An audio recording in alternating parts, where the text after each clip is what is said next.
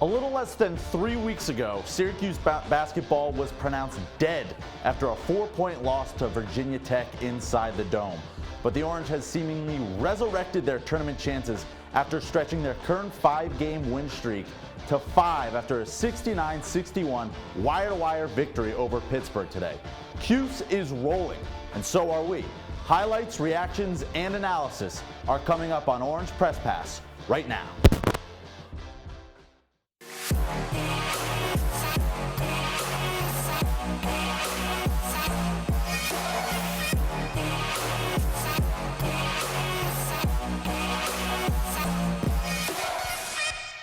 What's up, everybody? Welcome into this edition of Orange Press Pass. Alongside Jaron May and Noah Cierzan, I'm AJ Fabbri. And the win streak extends to 5 now for the Orange. 69-61 over Pittsburgh. And you got to feel good about the way Syracuse pulled that one out today, guys. Yeah, a strong first half, really an impressive first half, but then that second half, they kind of let off the gas pedal, and it was a little worrisome, but they finished it out strong. Yeah, after watching this game today, I asked myself, is this the same team that we saw at the beginning of the season? Because earlier this season, they couldn't even put the ball in the hoop, but especially in the first half, offense was clicking in this one. It's a tale of 2 seasons so far for the Orange. We'll get to the highlights right now. We'll take you to the Carrier Dome. There's Coach Boeheim. They've won 3 out of their last 4 against Pittsburgh. Getting things started for the Orange was none other than Buddy Boeheim. Driving through the lane, here's a little pull-up and 1. 5-0 Syracuse early. Then Hughes with a kick out to Buddy again. 12-5 Orange up early. Hughes again driving. He's going to find Buddy, and he's going to lose his shoe on this lane, but don't matter that much. 20-7 SU. Syracuse was rolling early, really. Pittsburgh had no answer there. An air ball, rebound by Hughes, the long outlet pass, little dipsy-do there from Buddy, drains it. 18 points from the sophomore in the first half alone. Pitt had just 21 points. We go to the second half here. Syracuse up by 11 after a Marek Dolezaj lay-in, 34-23. But Pittsburgh would not go away. There's Trey McGowan's knocking down the three-pointer, and then the lob here, that's Justin Champagne with the alley-oop. And after a Ryan Murphy three-pointer with 3 minutes to go, all of a sudden, it's just a 5-point contest. But Elijah Hughes, after being held scoreless in the first half with the layup right there, puts SU up 5. And then with the press on in the last minute of the game, Hughes gets free, slams it home, and seals the victory for the Orange. 69-61 the final. Buddy Boeheim with 21 points, 18 of those coming in the first half. Marek Dolezaj, 17 points, 17 rebounds. He was all over the place today, you guys.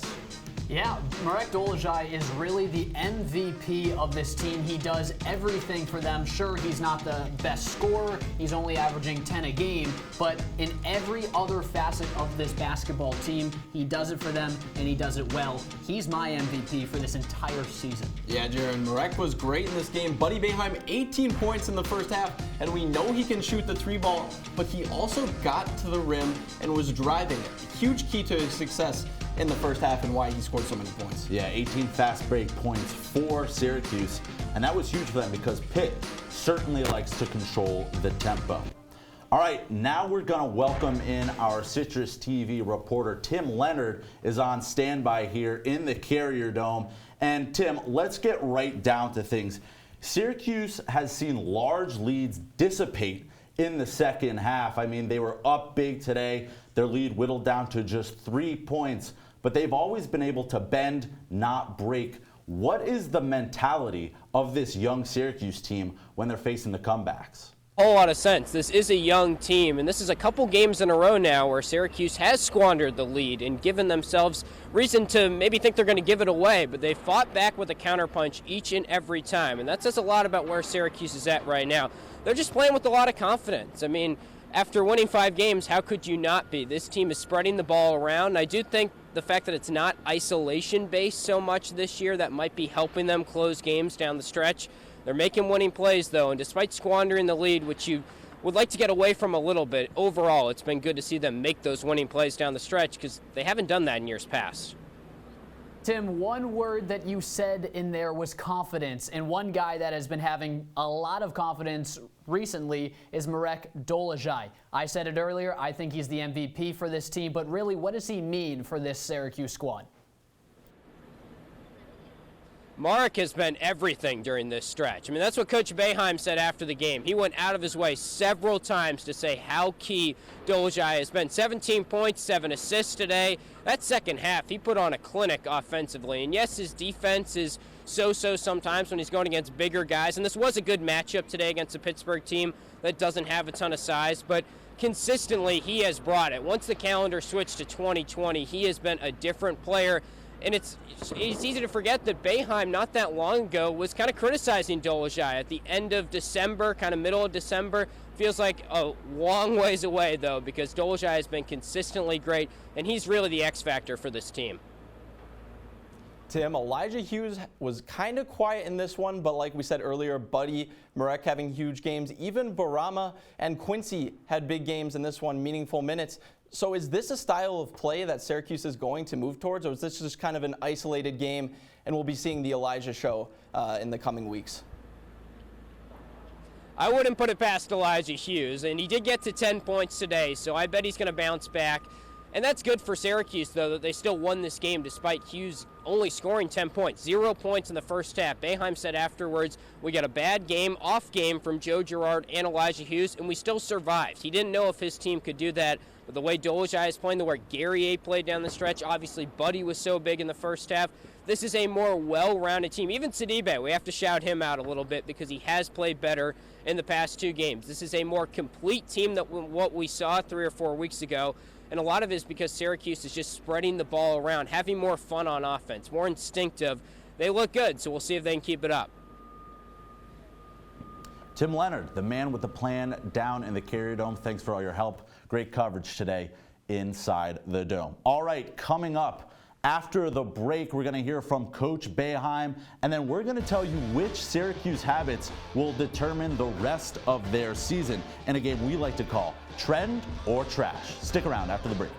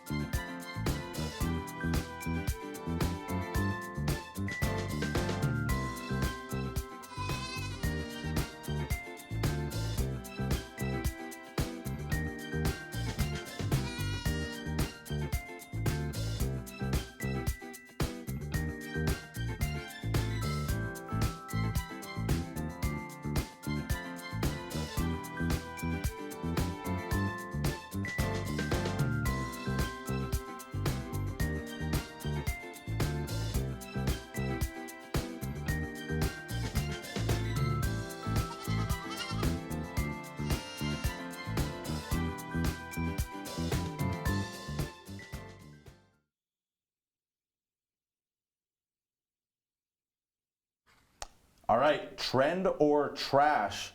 We're going to play a game that we just invented, actually, before the show today. This is how it's going to work. I'm going to throw out a topic that's been a topic throughout the season for SU so far. And then these guys over here, you're going to say, is it a trend? Is it going to continue? Or throw it in the trash? You guys ready? Yeah, I'm good. All right, let's start things out. Second half defense has been a bit of a trouble spot for the Orange so far this season. 6 times SU has been outscored in the second half. So the faulty SU defense in the second half. Trend or trash, Jaron? I don't think it's only the defense. I think it's the offense, too. I think this entire Syracuse team in the second half is just bad, and it's a trend. It has been a trend for the past couple games, especially in the ACC. They've lost 3 times in conference. 2 of those times, they've led at half.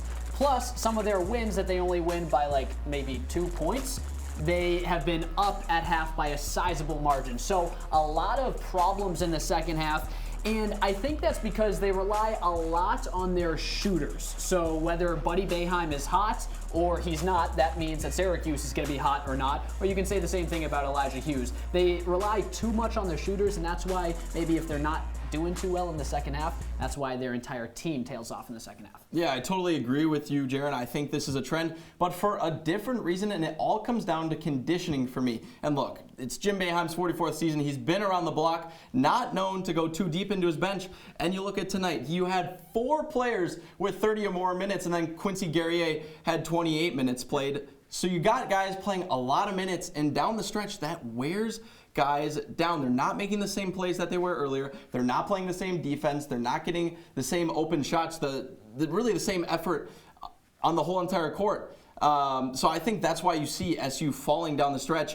And unless Boeheim changes his coaching ways after 44 years, which I don't see happening. That's not going to happen. It's really not going to happen. I do see this becoming a trend for Syracuse basketball. I mean, he's been adamant about that through the entire season of we're only going to play 6, maybe 7 guys, and he really hasn't gone to his bench much. Yeah, depth always an issue for Syracuse teams traditionally in the past. Look at Tyus Battle, O'Shea Brissett putting up crazy minutes last year. All right, let's get to our second topic here. A bit of a problem early throughout the year with guys like Barama Sidibe, Marek Dolezaj.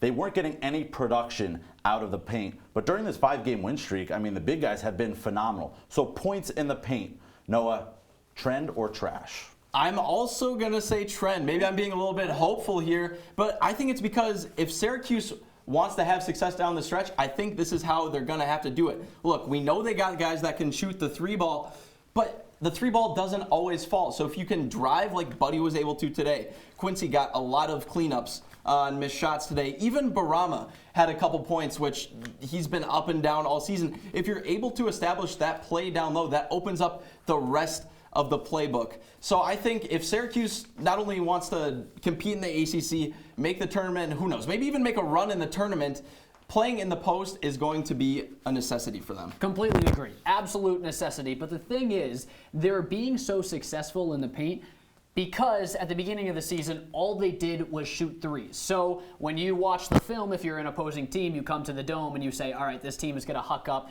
20, 30 threes on us. We got to get out on their shooters. And then that's going to leave the paint open, and that's what Syracuse has been able to do and utilize over the past couple games. But the thing is, now you're watching the trends of Syracuse basketball, and you're seeing, okay, they're starting to get into the paint. Let's sag off a little more. Syracuse is a shoot first from deep team. They're going to rely on that. So I think this is trash. I don't think this is going to be a trend. I think they go back to their 3-point shooting once teams start sagging in on them. Interesting. 36 points in the paint today for Syracuse. They're averaging 30.8 points in the paint over their 5-game win streak. Okay, last topic here for trend or trash. You know, Elijah Hughes has been the guy throughout the first half of this season for Syracuse, but he's getting some help lately. So here is what I'm going to present to you guys. Elijah Hughes, is he the superstar he needs to be for the Syracuse team to be successful? Trend or trash? So, yes, he's a superstar. Let's get that out there. But I'm calling this trash because I'm not saying that Elijah Hughes is trash. Quite the contrary. But the thing is, let me just read off some numbers. Hughes, 19 points per game. Buddy, 16 points per game. Gerard, 12 points per game. So all 3 of those guys are contributing in major ways. But the thing is, and I've talked about this before on this show, is Marek Dolezaj is this team's MVP. So yes, Hughes is awesome, but the thing is, he doesn't have to be the superstar. They have a great supporting cast around him, and you see it. Sometimes Hughes has a bad day, and that's when Gerard picks it up, or that's when Buddy picks it up. And recently, it's been more Buddy Boeheim than Elijah Hughes. Hughes is still a star, but he doesn't need to be the superstar. All right, real quick, Jaron, I have a little bit of trivia for you. Here we go. Coming into this game, who was the leading scorer in the entirety of the ACC? Elijah Hughes is a great player, and to answer your question, it was Elijah Hughes. 19.6 points per game, sure. He only had 10, but only if Barama Sidibe had 10 points in a game, we'd be singing his praises till the cows came home. Elijah Hughes is still the star of the team, and look, even when he's not getting a ton of points, 6 rebounds, 4 assists, 3 blocks. He's still the star of the team even when he's not scoring because he can distribute, he can play defense, he can do it everywhere on the court. And look, I understand that guys are stepping up, and I think that's great for the Syracuse team. I think it's a necessity. But to think that Elijah Hughes is no longer the absolute stud for this team, the most important player, is completely ridiculous. He is the stud. He just doesn't need to be because they have a great supporting cast. I rest my case. That's all I got. Talk about the big guys for SU. Coach Boeheim also had some thoughts on the Syracuse big men after the game today. Offensive rebound especially. But when we get those isolations and Elijah drives, they have to help. And that gives us a really good opportunity to get an offensive rebound in that situation. Marek's really good. Marek was really, really good tonight. He's a really key player for us to be successful. He's good at the 4. It's good to have a versatile guy there. We've had a few guys that can do some of those things, but he's really versatile player.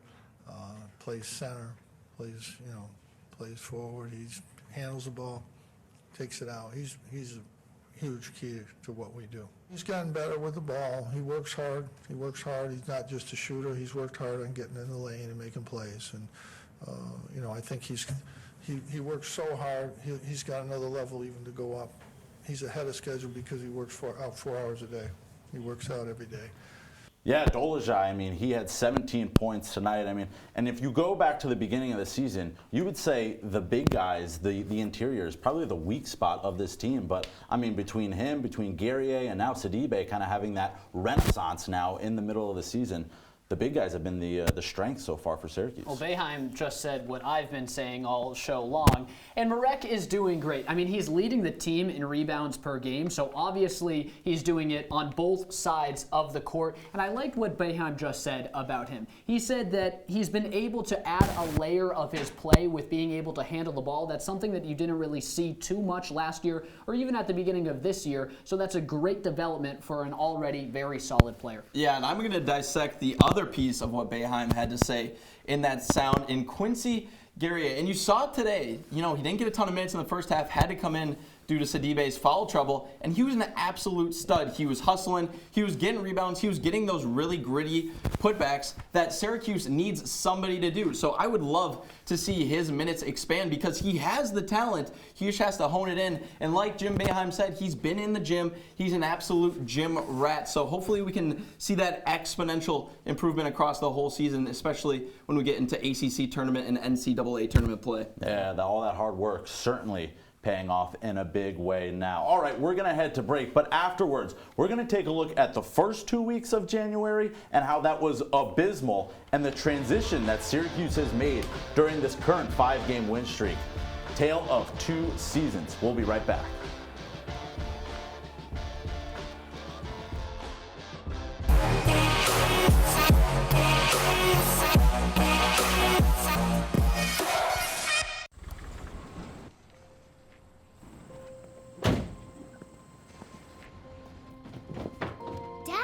They took over my bedroom. Come on, come on.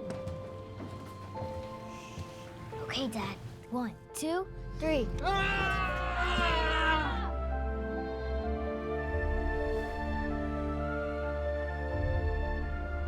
Dad!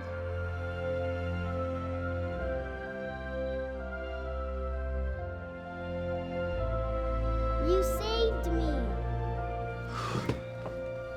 Dad? Are you okay? I'm fine, dear.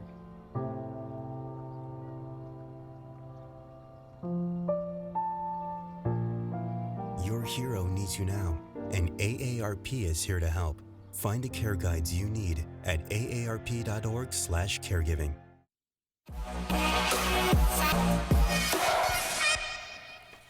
Welcome back into the CitrusTV studios. AJ has been talking about it all show long. It's been a tale of two seasons and a tale of two halves for the Syracuse men's basketball team, and especially today against Pitt. They were great in the first half, not great in the second half. And in the first half, really offensively, what the Orange did well was able to penetrate the defense and find the open man. Let's break it down with a couple plays, and let's roll the tape. On this first play, Syracuse was able to, Joe Girard was able to get to the inside. He sucked the defense towards him. That left Marek and Barama Sidibe open. Let's watch it one more time, but let's slow it down this time. So Joe Girard gets inside the paint, drives the left lane, pause it right here. There's three guys looking at him, staring at him. That means two Syracuse Orange are going to be open. First, it's Dolezaj, then it's Sidibe, and then Sidibe lays it up and in. That wasn't the only time. Another play. This time it was Elijah Hughes. Hughes, you have to respect his drive ability. That means the other defender right over here is going to bite in. Buddy Boeheim takes a step over to relocate and has a wide open three, and that's what Buddy does best. So that offense in the first half really led to the explosion for Syracuse, but they also had some great defense, as the player said after the game. For the shooters, it's a little bit harder for them to shoot, and that's pretty much it. You know, like we're just using our hands, using our length, our strength, and I think that's why they're not shooting like they were shooting before at the beginning of the year. He was a beast. He was a beast. He got some key offensive rebounds, putbacks. You know, he was just all over the place today. He was in the right spot at the right time, being physical. I think he had 4 fouls, something like that, but. That's just him being physical.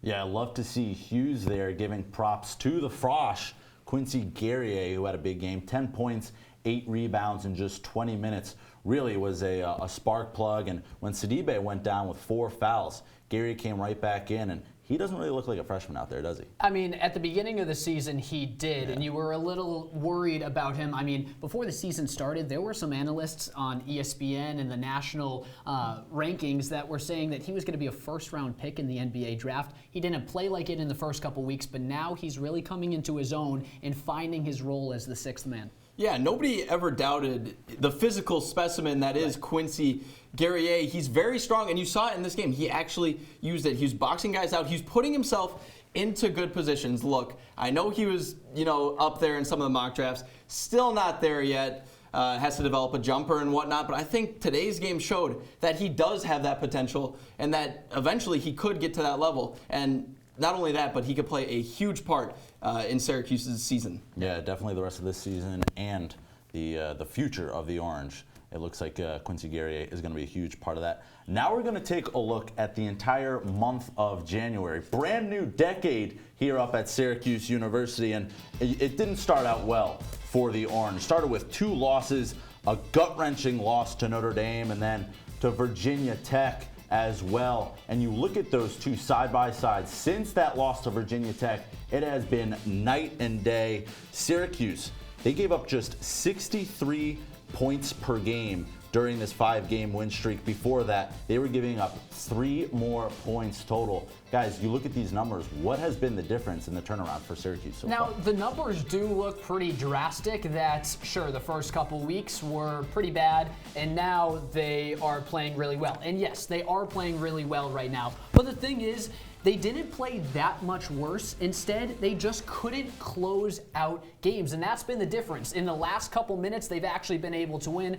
In those first couple losses in January, it's just because the second half woes really hit them really strong. So now they're starting to figure it out. They're relying on Buddy a little more, relying on Elijah a little more, and those guys have been hot. They haven't really been having any off nights, and that's what leading to this big difference. Yeah, I think one of the things that you can't quantify, you didn't see it on the full screen, but I think it's maybe the biggest factor in the improvement is simply experience. Look, this is a Syracuse team. They lost 3 starters from last year, bring in 5 freshmen. They lose their starting point guard basically at the very beginning of the season, so it wasn't going to be great from the start. And I think it was a little aggressive to hit the panic button right away. I did that myself included. But you can see now that these freshmen are starting to develop, this is a legit contender. Joe Girard, he's proven to be a great point guard. As a freshman, Quincy Guerrier, we've seen him contribute. So I think experience has really been the biggest factor in why Syracuse has had the increased success. Always seems like when the sky is falling, Coach Boeheim does his best work. All right, coming up after the break, we will wrap things up. We're going to be talking about Syracuse's next opponent and what to expect from the Orange down the home stretch.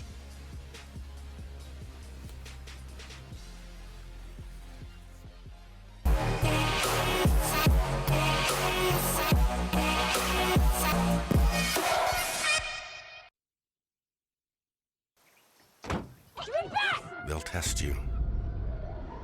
Try to break your will. But however loud the loudness gets, however many cheese puffs may fly, you're the driver, the one in control. Stand firm. Just wait. And move only when you hear the click that says they're buckled in for the drive. Never give up till they buckle up.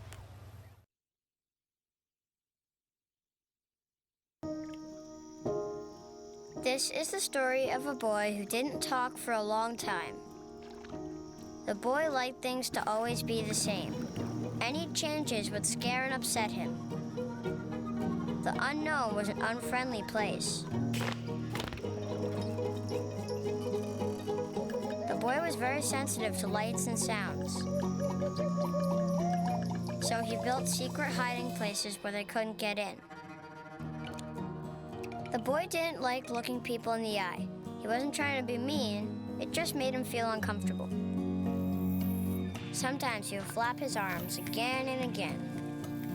One day, I found out I have something called autism. My family got me help. Slowly, I found my voice and learned all the ways I could live with it better. Early intervention can make a lifetime of difference. Learn the signs at autismspeaks.org.